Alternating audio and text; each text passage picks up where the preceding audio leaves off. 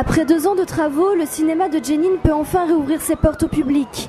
Un jour important pour les habitants de la ville. Construit en 1957, l'endroit a connu ses heures de gloire, avant que n'éclate la première intifada et vienne définitivement plonger les salles de ce cinéma dans l'obscurité. 20 ans d'attente donc pour pouvoir fouler à nouveau ses marches. À l'origine du projet, Markus Vetter, réalisateur allemand qui a voulu redonner vie au lieu. We will have as well an audience. The audience can choose which films they like the most. So we have different ideas to relate to the audience, to be with the audience in Jenin, because we need the audience in the cinema. This is the most important thing. That is why we only charge 5 shekels to get the audience, and we will, in a work in progress, try to make a good cinema. C'est son film Heart of Jenin et sa rencontre avec Ismaël Khatib qui sont au cœur de l'événement. Père du petit Ahmed, tué en 2005 par des soldats israéliens, il a fait don des organes de son fils à 6 enfants israéliens. Le long métrage met en scène l'histoire de cette famille qui a ému le monde entier et attiré de nombreux soutiens qui ont permis de remettre sur pied le cinéma de Jenin.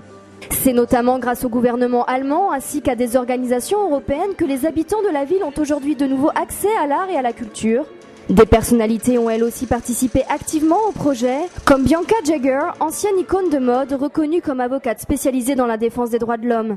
You know, I was in Jenin in 2002. I was here in April of 2002, immediately after the incursion. And I was here with the UN and I went to Jenin, to Hebron, Nablus and Ramallah. And I saw the destruction and the suffering, you know, at the time.